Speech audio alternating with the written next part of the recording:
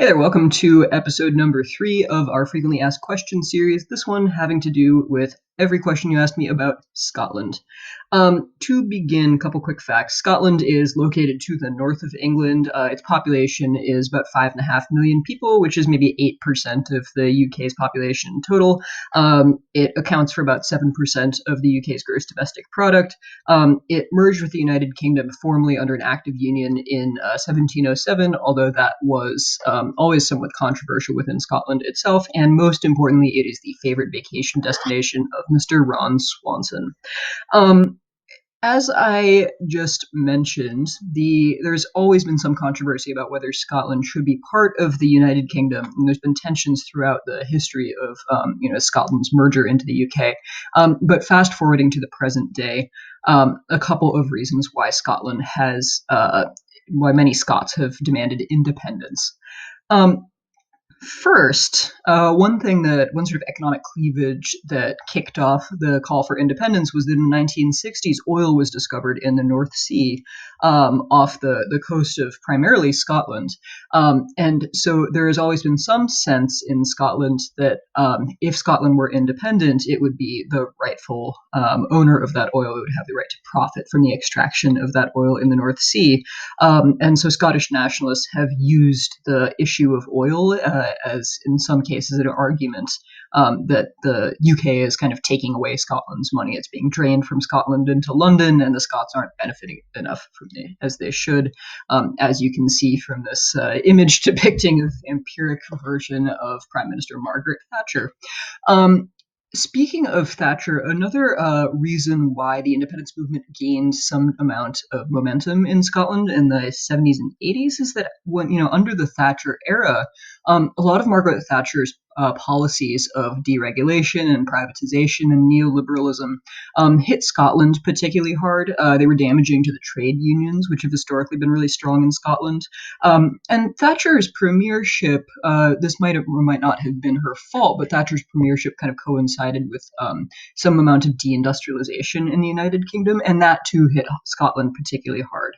And so Thatcher, in particular, was a really fairly unpopular leader in Scotland. She polled much worse there than she did in, say, the south of England.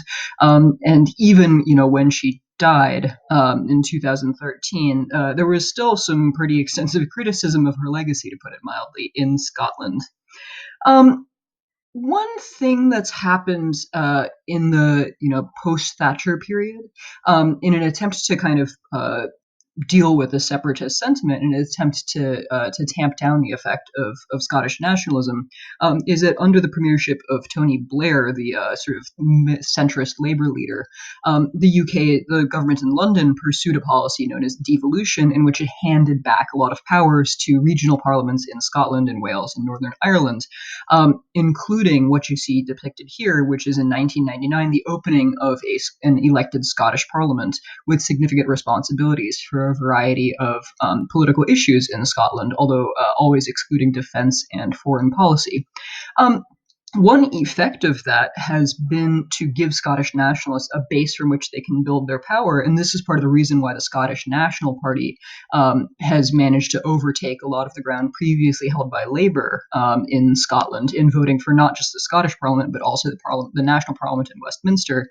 Another effect has been that there are some policies which differ in Scotland. There are some areas of administration where the Scottish approach differs from the approach in England and Wales to the south.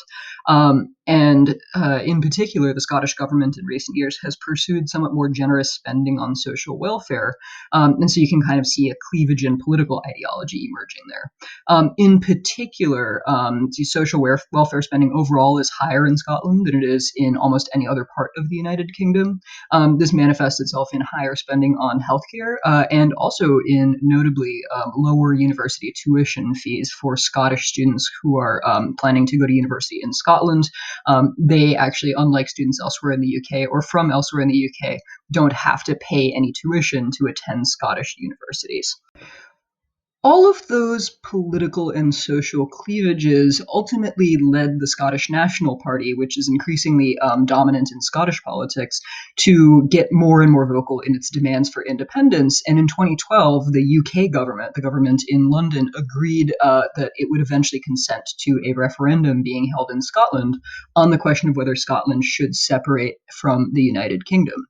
That referendum happened in 2014. It was extremely divisive in Scotland. It was the subject of extensive campaigning from, British politicians outside of Scotland as well as within Scotland.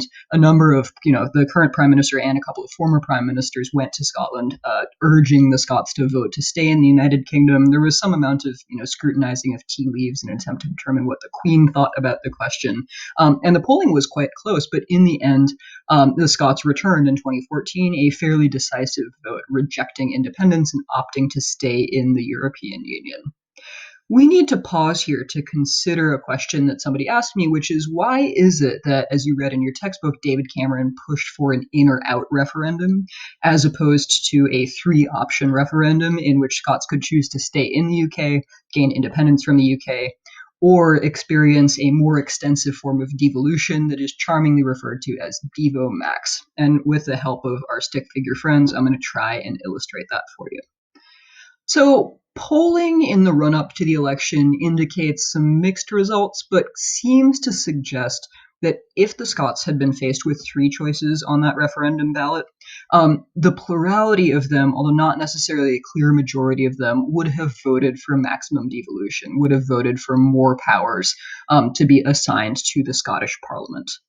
Um, David Cameron's interest was not necessarily in being bound or having a democratically legitimate election pushing him to maximize his devolution of powers to the Scottish government. It wasn't necessarily in his interest to lose that amount of control.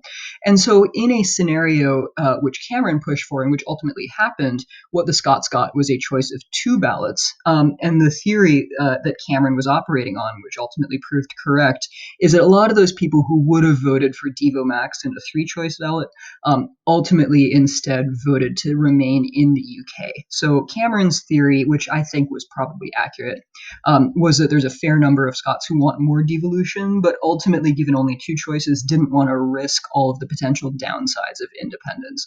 And so as a consequence, Cameron succeeded in demanding that there be only two items on the referendum, and the Scots voted to remain by a pretty considerable margin.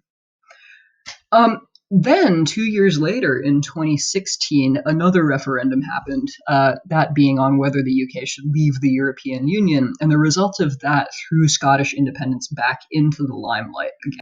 The most important thing you need to know about Brexit in Scotland is that while the UK as a whole voted about 52% to 48% that the UK should leave the European Union, the Scots voted overwhelmingly to remain in the EU. 62% of Scottish voters voted to remain. So you can see a pretty considerable overlap between a regional and a political cleavage here. So what that has meant is that Scottish nationalists have started calling again for a second Scottish independence referendum on the theory that Scotland shouldn't be dragged out of the EU against its will by voters in the UK at large. And so the SNP has been making some noises demanding that Scotland be allowed to have a second independence referendum on the theory that if Scotland attained independence, it could stay in the EU. However, an important logistical wrinkle is that since Brexit has actually taken effect and the UK is no longer a member of the European Union, it's kind of questionable whether Scotland, even if it gained independence, would succeed in being either automatically readmitted to the EU or readmitted to the EU pretty quickly. The answer is a little bit fuzzy, but seems to be no. And one reason for that is that the Scots aren't the only separatist movement in the European Union. There are a lot of other EU member countries, notably Spain, that are dealing with separatist movements in their own territory. And so a number of EU member states are saying, well, if the Scots secede from the UK and then are allowed to rejoin the EU, maybe circumventing some of the usual hurdles that a new member state would ordinarily have to go over, then that's going to encourage these other secessionist movements elsewhere in Europe to believe that they can, secede from their states and then retain all of the benefits of membership in the European Union. Sentiment even within Scotland is pretty divided. It does not appear that there's a clear majority of Scots who favor a second independence referendum. But even if they did, it's definitely not a done deal that they would have an easy time of getting back into the European Union, which theoretically would be the point of holding a second independence referendum. That's all for today. As always, you can continue submitting questions for this series at the link below this video. Thanks very much.